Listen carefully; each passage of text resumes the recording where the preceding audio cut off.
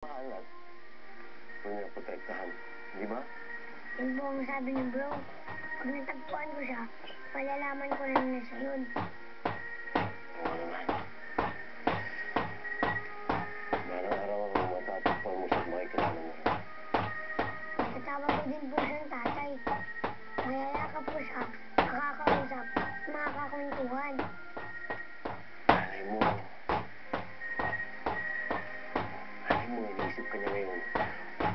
O kaya, alam na niya na anak ka niya, kaya lang hindi siya makalapit sa'yo. Bakit naman po? Baka nahihiya siya kasi baka nahihiya siya sa sarili niya. Hindi siya makalapit sa'yo, baka meron talagang kasalanan sa'yo. Yan na naman po kasalanan.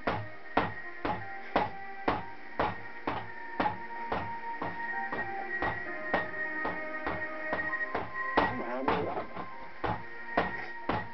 Hindi mo naman alam. Siguro siguro iniwan kayo ng nanay mo. Kung naman po yung kasalanan niya, pag nag-sorry po siya, papatawarin ko naman po eh. Baka siguro